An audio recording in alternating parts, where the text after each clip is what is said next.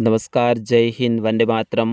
आप सभी साथियों का स्वागत है आपके अपने यूट्यूब प्लेटफॉर्म उदय एजुकेशन और सक्सेस पेपर में। मित्रों, आज के इस वीडियो में लेके आया हूँ रीट प्री एग्ज़ाम 2025 की दृष्टि से इम्पोर्टेंट शिक्षा मनोविज्ञान का मॉडल पेपर 1, जो कि आपके आने वाले रीट एग्ज़ाम जो कि 27 और 28 फरवरी को होने वाला है, उसकी दृष्टि से वेरी वेरी मोस्ट इम्पोर्टेंट रहने वाला है और आप सभी साथियों के लिए वरदान साबित होने वाला है। तो साथियों, इस वीडियो को अंत तक देखें, इसे ज़्यादा से ज़्यादा शेयर और लाइक करें। अपने रीट एग्ज़ाम तक हम काफ़ी मनोविज्ञान के पेपर हैं वो सोल्व करने वाले हैं, तो लगातार हमारे चैनल के साथ में आप बने रहें। साथ ही इस पीडीएफ को आपको डाउनलोड करनी है उत्तर से, तो भी मैं इस वीडियो में बताने वाला हूँ कि किस तरह से आप फ्री में डाउनलोड करेंगे। तो आप वीडियो को अंत तक देखें और कहाँ से इस वीडियो को देख रहे हैं कमेंट करके ज़रूर बताइएगा। चलिए बढ़ते हैं पहले प्रश्न की ओर। पहला प्रश्न है, राष्ट्रीय शिक्षा नीति बस्ता अनिवार्य नहीं होगा 2020 के अनुसार किस कक्षा तक बस्ता अनिवार्य नहीं होगा, यह आपको बताना है। यानी राष्ट्रीय शिक्षा नीति 2020 आपको बताना है। थोड़ा सा प्रश्न कंफ्यूज कर देने वाला है, लेकिन राष्ट्रीय शिक्षा नीति 2020 के अनुसार किस कक्षा तक बस्ता अनिवार्य नहीं होगा, यह आपको बताना है। प्री प्राइमरी, प्राइमरी, सेकेंडरी या मिडिल। साथियों, इसका सही आंसर क्या होगा? प्री प्राइमरी तक बस्ता अनिवार्य नहीं होगा, ऐसा शिक्षा नीति 2020 में बताया गया है। तो अपना ऑप्शन अ इसका सही आंसर रहेगा। बढ़ते हैं अगले प्रश्न की ओर। दूसरा प्रश्न है, मानसिक रूप से पिछड़े बालकों के लिए निम्न में से कौन सी व्यूह रचना कार्य करेगी। यानी मानसिक रूप से पिछड़े जो बालक हैं उनके लिए इनमें से कौन सी व्यूह रचना है वो कार्य करेगी। सहायता के लिए बाहर से संसाधनों को प्राप्त करना, विद्यार्थियों को लक्ष्य निर्धारित करने के लिए प्रोत्साहित करना, स्व अध्ययन के अवसर प्रदान करना या कार्यों को मूर्त रूप से समझना। तो साथियों, इसका सही आंसर क्या होगा? आप भी कमेंट करके बताइए। इसका सही आंसर होगा कार्यों को मूर्त रूप से समझना। ये पिछड़े बालकों के लिए व्यूह रचना का में कार्य करेगी। तो ऑप्शन द इसका सही आंसर रहेगा, उपयुक्त आंसर। तीसरे प्रश्न की ओर बढ़ते हैं। तीसरा प्रश्न है, मानसिक आयु का समप्रत्यय किसने दिया। आपको बताना है कि मानसिक आयु का समप्रत्यय किसने दिया। केटल ने, थॉर्नडाइक ने, बीने ने, स्टर्न ने। तो साथियों, इसका सही आंसर क्या होगा? आप भी कमेंट करके बताइए। तो इसका सही आंसर होगा बीने ने। और बीने का पूरा नाम क्या था? अल्फ्रेड बीने, ठीक है ना। तो अपना ऑप्शन स इसका सही आंसर रहेगा, बीने। अगले प्रश्न की ओर बढ़ते हैं। प्रश्न संख्या 4,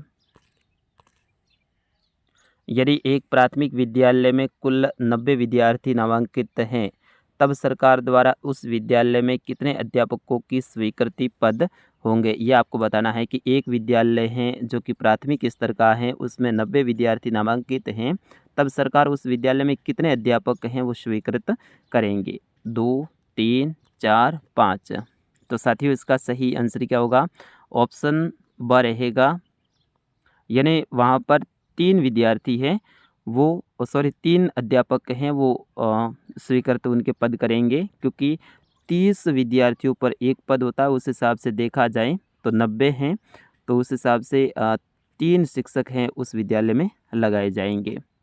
बढ़ते हैं अगले प्रश्न की ओर। 5वां है, 8 वर्ष के बालक की नैतिक तर्कना आधारित होती हैं। आपको बताना है कि 8 वर्ष के बालक की नैतिक तर्कना आधारित होती हैं। नियमों का पालन करने के बदले कुछ लाभ मिलना चाहिए, कुछ कार्य सही होना, इस पर निर्भर करता है कि उसे व्यक्ति की अपनी आवश्यकता की पूर्ति होती है, किसी कार्य के भौतिक परिणाम उसकी अच्छाई या बुराई को निर्धारित करते हैं। और ऑप्शन द रहेगा, सही कार्य वह है जो उस व्यक्ति के द्वारा किया जाए और अन्य व्यक्तियों को अपने व्यवहार से प्रभावित करता है। तो साथियों, इसका सही आंसर क्या होगा? ऑप्शन स रहेगा, किसी कार्य के भौतिक परिणाम उसकी अच्छाई या बुराई को निर्धारित करते हैं। तो ऑप्शन स इसका सही आंसर रहेगा। 6वां क्वेश्चन है, फ्रॉइड के अनुसार व्यक्तित्व के प्राथमिक संरचनात्मक तत्व हैं। आपको बताना है फ्रॉइड के अनुसार व्यक्तित्व के प्राथमिक संरचनात्मक तत्व कौन से हैं। चेतन, अवचेतन, अचेतन, रक्षात्मक प्रतिक्रिया। ऑप्शन स है आनंद के सिद्धांत और ऑप्शन द है इदम अहम प्राहम। तो साथियों इसका सही आंसर होगा इदम अहम प्राहम। फ्रॉइड के अनुसार व्यक्तित्व के प्राथमिक संरचनात्मक तत्व हैं इदम अहम और पराहम। अगला प्रश्न देखते हैं, प्रश्न संख्या 7। बहुत इम्पोर्टेंट है ये प्रश्न, एग्जाम में सपने वाला प्रश्न है साथियों। आरटीई अधिनियम 2009 के अनुसार एक शैक्षणिक वर्ष में कक्षा 1 से 5 हेतु कार्य दिवसों व शिक्षण घंटों की न्यूनतम संख्या कितनी होगी? तो साथियों इसमें आपको बताना है 200 कार्य दिवस और 800 घंटे, 200 कार्य दिवस और 1000 घंटे, 210 कार्य दिवस और 600 घंटे और 210 कार्य दिवस और 1000 घंटे। तो साथियों इसका सही आंसर क्या होगा? इसमें होगा 200 कार्य दिवस में आपको 800 घंटे तक विद्यालय में रहना है, यानी शिक्षण जो घंटे हैं उनकी जो न्यूनतम संख्या है वो कितनी होनी चाहिए? 200 कार्य दिवस या 800 घंटे। और प्रतिदिन जो टीचर हैं, अध्यापक हैं, उनको लगभग एक सप्ताह में 45 घंटे उपस्थित रहना पड़ता है या शिक्षण कार्य करवाना होता है। कितना? 45 घंटे, ये भी आप ध्यान रखना। तो ये भी आ सकता है आरटी 2009 के अनुसार एक शिक्षक को कितने घंटे एक सप्ताह में हैं विद्यालय में बिताने हैं? तो वो होंगे 45 घंटे। बढ़ते हैं अगले प्रश्न की ओर। प्रश्न 8 है, तर्क, जिज्ञासा तथा निरीक्षण शक्ति का विकास होता है बालक की आयु पर, यानी कौन सी आयु पर तर्क, जिज्ञासा और निरीक्षण शक्ति का विकास है वो बालक में होता है? बहुत ही इजी सा प्रश्न है। 6 वर्ष की आयु, 18 वर्ष की आयु, 11 वर्ष की आयु या फिर 7 वर्ष की आयु? साथियों इसका सही आंसर क्या होगा? बिल्कुल आपने सही आंसर का चुनाव किया है, 11 वर्ष की आयु में। ऑप्शन स इसका सही आंसर रहेगा। जब बालक 11 वर्ष की आयु का हो जाता है उसमें तर्क, जिज्ञासा और निरीक्षण शक्ति का विकास होता है। 9वां प्रश्न है, एक व्यक्ति की दिखाई देने वाली दैहिक तथा मनोवैज्ञानिक विशेषताओं को किस रूप में परिभाषित किया जाता है? तो ये भी बहुत इम्पोर्टेंट है। Prototype, phenotype, कार्योटाइप, genotype. तो साथियों इसका सही आंसर क्या होगा? ऑप्शन ब रहेगा फिनोटाइप, यानी ऑप्शन ब इज करेक्ट आंसर। एक व्यक्ति की दिखाई देने वाली दैहिक तथा मनोवैज्ञानिक विशेषताओं को फिनोटाइप से परिभाषित किया जाता है। 10वां प्रश्न है, बाल केंद्रित शिक्षण विधि का अर्थ है। बाल केंद्रित शिक्षण विधि बहुत ही इम्पोर्टेंट, वेरी वेरी मोस्ट ये प्रश्न रहेगा साथियों, एग्जाम में छपने वाला प्रश्न। तो बाल केंद्रित शिक्षण विधि का अर्थ बच्चों को शिक्षा का अनुसरण और अनुकरण करने के लिए कहना, बच्चों को पूर्ण रूप से स्वतंत्रता देना, बच्चों की अभिव्यक्ति और उनकी सक्रिय भागीदारी को महत्व देना, बच्चों को नैतिक शिक्षा देना। साथियों इसका सही आंसर क्या होगा? बिल्कुल ऑप्शन स होगा इसका सही आंसर। बाल केंद्रित शिक्षण विधि का अर्थ है बच्चों की अभिव्यक्ति और उनकी सक्रिय भागीदारी को महत्व देना, ये होता है बाल केंद्रित शिक्षण विधि। ऑप्शन स इसका सही आंसर रहेगा। अगला प्रश्न है, 11वां की 25 वर्षीय लड़का जिसकी मानसिक आयु 16 है, तो इसका आईक्यू क्या होगा वो आपको बताना है। 25 वर्षीय लड़का है, उसकी मानसिक आयु है वो 16 वर्ष की है, तो उसका आईक्यू कितना होगा? 140, 100, 64 या 50? साथियों इसका सही आंसर क्या होगा? वो है तो 25 वर्ष का, लेकिन उसकी मानसिक आयु यानी मन की, दिमाग की जो आयु है वो सिर्फ 16 साल की है, तो उनके कितना होगा? आईक्यू होगा 64। ऑप्शन स इसका सही आंसर रहेगा। अगला प्रश्न है, प्रश्न 12, समस्या समाधान में निम्नलिखित में से कौन सा पद सम्मिलित नहीं है? आपको बताना है समस्या समाधान में इनमें से कौन सा पद है वो सम्मिलित नहीं है। 3 तो सम्मिलित हैं समस्या समाधान में, लेकिन एक नहीं है।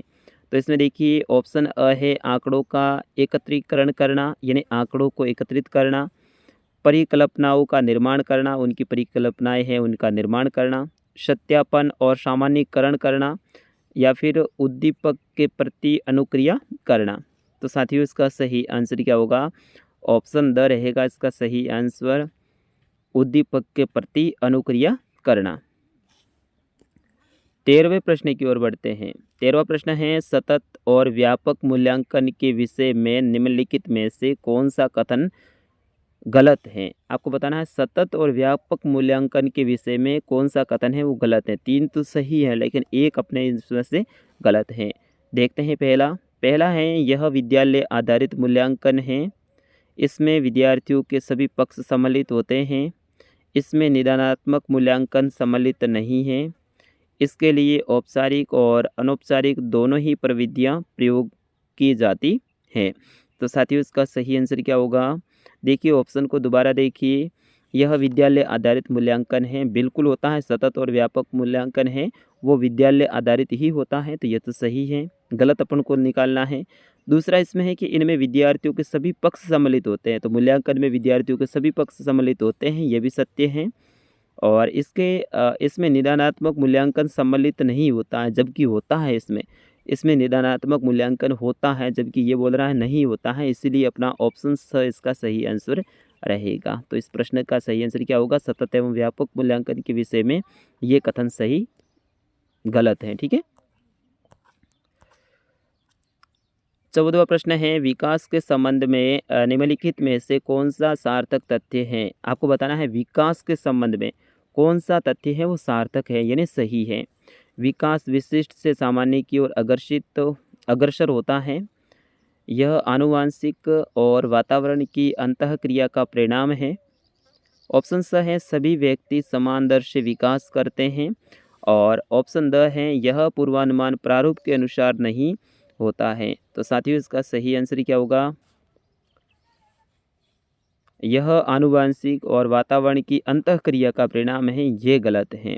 ठीक है ना, विकास है वो आनुवांशिक और वातावरण की अंतःक्रिया का परिणाम नहीं होता है। तो ये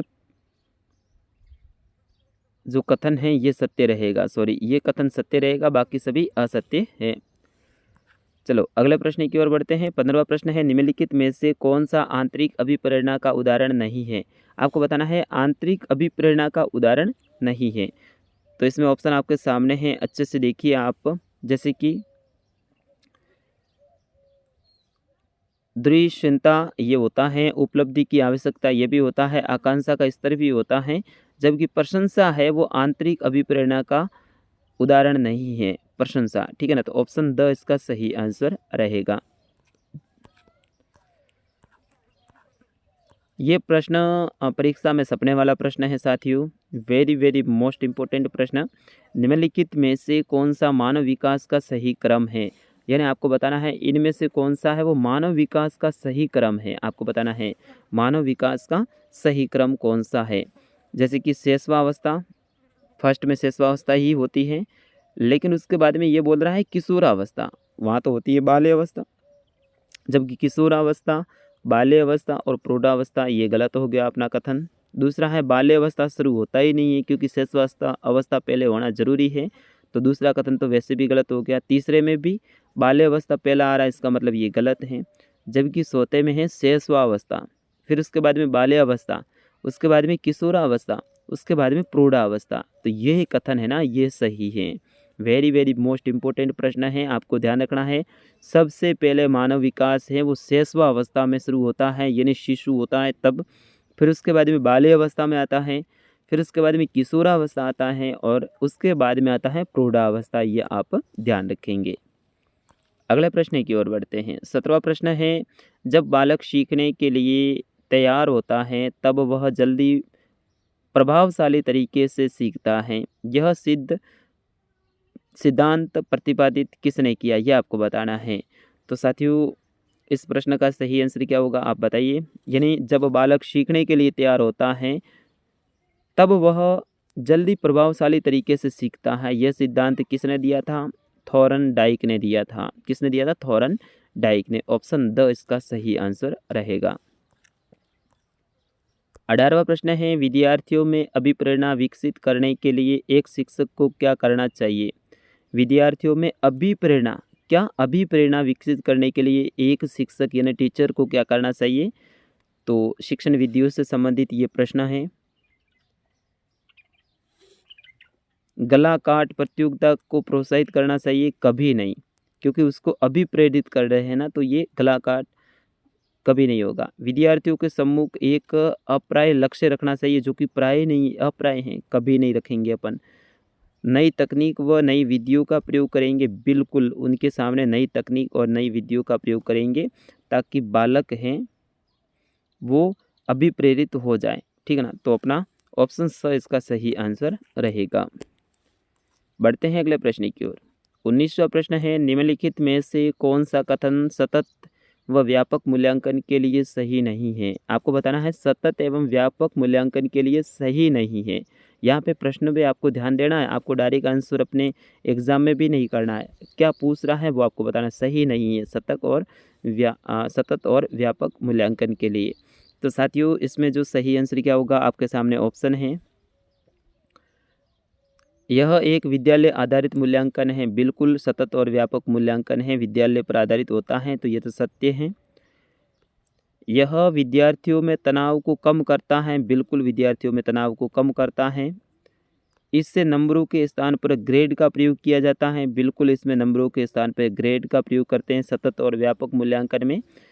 इसमें शिक्षकों पर बोझ बढ़ जाता है, ये गलत है, क्योंकि इससे है ना शिक्षकों पर बोझ बढ़ता नहीं है, घटता है विद्यार्थियों का मूल्यांकन करने के लिए। तो इसमें बोझ बढ़ता नहीं है, ये कथन है ना ये गलत है, ठीक है। तो ऑप्शन द इसका सही आंसर रहेगा।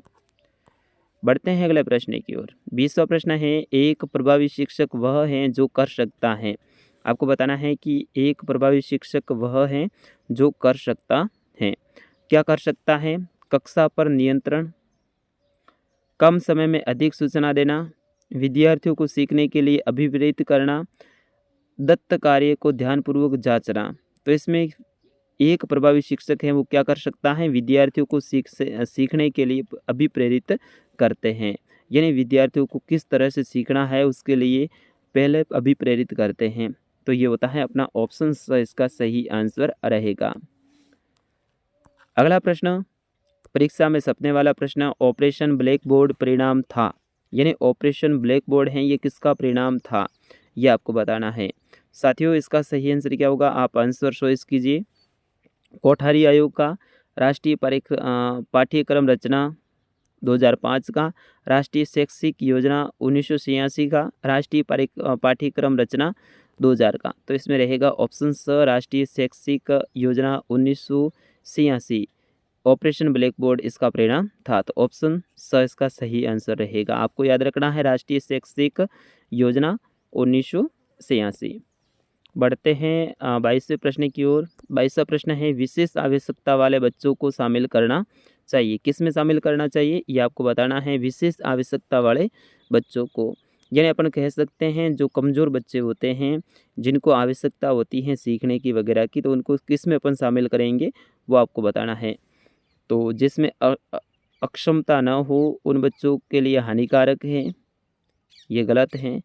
विद्यालयों पर भार बढ़ा देगा, ये भी गलत है। एक काल्पनिक लक्ष्य, ये भी गलत है। शिक्षण के प्रति दृष्टिकोण, विषय वस्तु धारणा परिवर्तन करने की अपेक्षा रखता है, तो बिल्कुल ये सही रहेगा। शिक्षण के प्रति उनका दृष्टिकोण, विषय वस्तु धारणा परिवर्तन करने की अपेक्षा रखता हो तो विशेष आवश्यकता वाले बच्चों को उसमें शामिल करते हैं।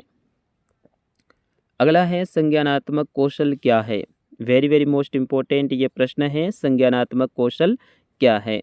साथियों इसका सही आंसर क्या होगा, दूसरों की सहायता करने की इच्छा शक्ति, संवेगों को नियंत्रित करने का कौशल। तो बिल्कुल संज्ञानात्मक कौशल का मतलब है संवेगों को नियंत्रित करने का कौशल होता है। अगले ऑप्शन भी देख लेते हैं, आलोचनात्मक चिंतन को, सलिप्तता और सुनने की क्षमता, और जो ये हैं इसमें अपना ऑप्शन ब ही रहेगा सही आंसर, ठीक है ना, संवेगों को नियंत्रित करने का कौशल। अगले प्रश्न की ओर बढ़ते हैं। प्रश्न 24 है, थॉर्नडाइक के कौन से प्राथमिक नियम में सीखने की प्रयास एवं त्रुटि विधि की व्याख्या की गई है। तो साथियों इसका सही आंसर होगा ऑप्शन द, अभ्यास का नियम। 25वां प्रश्न है, निम्नलिखित में से अभिप्रेरणा चक्र का सही क्रम कौन सा है। ये प्रश्न आप रट लेना, वेरी वेरी मोस्ट इम्पोर्टेंट प्रश्न है, स्टार लगा दीजिए। निम्नलिखित में से अभिप्रेरणा चक्र का सही क्रम कौन सा है ये आपको बताना है। तो साथियों इसका सही आंसर क्या होगा? आवश्यकता, चालक और प्रेरणा। Option A is correct answer. इसका सही आंसर होगा ऑप्शन अ। प्रश्न 26 है, 16 वर्ष की आयु का बच्चा बुद्धिलब्धि परीक्षण में 75% अंक प्राप्त करता है तो उसकी मानसिक आयु कितनी होगी, वो आपको बताना है। 16 वर्ष का है और बुद्धिलब्धि परीक्षण में उसने 75% ही अंक हासिल किए हैं, तो उसकी मानसिक आयु है लगभग 12 साल की होगी, यानी ऑप्शन ब इसका सही आंसर रहेगा। अगला प्रश्न है, बालकों में व्यक्तिगत विभेद का मुख्य कारण क्या है? बालकों में जो व्यक्तिगत विभेद होता है उसमें जो अंतर होता है तो उसका मुख्य कारण क्या है, ये आपको बताना है। विद्यालयों की गुणवत्ता, उसके कारण क्या उसमें अंतर होता है? व्यक्तिगत की बात पूछ रहा है ये, व्यक्तिगत आपको ध्यान रखना है। विद्यालयों की गुणवत्ता, माता पिता की शिक्षा, शारीरिक विभिन्नता या फिर मानसिक गुण, उसमें क्या है ऐसा कि वो व्यक्तिगत रूप से विभेद हैं, यानी अलग दिख रहा है। तो साथियों इसका सही आंसर होगा उसका मानसिक गुण ऐसा है, इस कारण से वो व्यक्तिगत विभेद हैं। तो इसमें सही आंसर क्या होगा? मानसिक गुण। यह भी प्रश्न इम्पोर्टेंट है। अगला प्रश्न देखते हैं, प्रारंभिक शिक्षा से तात्पर्य कक्षा की कक्षा से है। आपको बताना है प्रारंभिक शिक्षा कौन सी होती है? कक्षा 1 से 5, कक्षा 1 से 12, कक्षा 1 से 8 या फिर कक्षा 1 से 10। साथियों इसमें आप थोड़े से कन्फ्यूज होंगे, लेकिन ज़्यादातर जो हमारे साथी हैं, जो भावी शिक्षक हैं, वे ऑप्शन अ बता रहे हैं, जबकि इसका सही आंसर होगा ऑप्शन स, कक्षा 1 से लेकर कक्षा 8। ये प्रारंभिक शिक्षा होता है, ध्यान रखना, ठीक है ना, प्रारंभिक शिक्षा। तो ऑप्शन स इसका सही आंसर होगा। चलिए अगला प्रश्न भावी शिक्षकों आपके लिए, जन्म से किशोरावस्था तक बच्चों में विकास किस क्रम में होता है? आपको बताना है जन्म से किशोरावस्था तक बच्चों के विकास किस क्रम में होता है? मूर्त, अमूर्त और सांवेदिक। अमूर्त, मूर्त, सांवेदिक, सांवेदिक, मूर्त, अमूर्त या फिर ऑप्शन द है अमूर्त, सांवेदिक, मूर्त। साथियों 29वें प्रश्न का आंसर, तो जन्म से किशोरावस्था तक पहले वो सांवेदिक में आएगा, फिर मूर्त और फिर अमूर्त, इस तरह से इसमें रहेगा। तो ऑप्शन स इसका सही आंसर है। और प्रश्न 30 है, विद्रोह की भावना की प्रवृत्ति निम्न में से किस अवस्था से संबंधित है? विद्रोह की भावना। तो साथियों इसका सही आंसर क्या होगा, आप बताइए। मध्य किशोरावस्था में है, उसके अंदर क्या होता है? विरोध की भावना दिखने लगती है बालकों के अंदर, ठीक है ना। तो ऑप्शन द रहेगा मध्य किशोरावस्था, ठीक है, option the is correct answer. तो साथियों इस तरह से अपना जो मॉडल पेपर फर्स्ट है, इसमें कुल 30 प्रश्न अपन ने देखे, और इस बार अपने जो रीट के एग्ज़ाम में वैसे हर बार होते ही हैं 30 प्रश्न आते हैं, तो उस तरह से मैंने महत्वपूर्ण इस पेपर को तैयार किया था। 30 क्वेश्चन थे। अब बताइए 30 में से आपने कितने प्रश्नों के सही आंसर बताए हैं? सच सच में बताना आपको कमेंट करके। कोई इसमें ऐतराज़ नहीं है कि किसी के कम हुए हैं या ज़्यादा हुए, अपने आपने खुद का आकलन किया तो उस हिसाब से आप बता दीजिए। बाकी इस पीडीएफ को आपको डाउनलोड करना है तो बिल्कुल विथ उत्तर देखिए, यहाँ पे उत्तर भी दे रखे हैं। ये पीडीएफ आपको हमारी वेबसाइट पे मिलने वाली है। आपको गूगल में जाना है और वहाँ जाके सर्च करना है udaystudy.in। क्या सर्च करोगे? udaystudy.in यानी इन, ये सर्च करोगे, वहाँ पर लेटेस्ट पोस्ट हैं, उसमें आपको ये पोस्ट मिल जाएगी और इस पीडीएफ को आप डाउनलोड कर सकते हैं। साथ ही इसी वीडियो के डिस्क्रिप्शन में भी मैंने लिंक दे रखा है, वहाँ से भी आप डायरेक्ट हमारी वेबसाइट पे जा सकते हैं। तो साथियों इसे ज़्यादा से ज़्यादा शेयर करें, लाइक करें, और आने वाली जो हमारी क्लास है उसको भी आप ज़रूर देखें। समय समय पे आपको उदय स्टडी विजिट भी करते रहना है, तो वहाँ से आप पीडीएफ डाउनलोड कर सकेंगे। फिलहाल इस वीडियो में इतना ही, मिलते हैं अगले पेपर में, तब तक के लिए नमस्कार, जय हिंद, वंदे मातरम।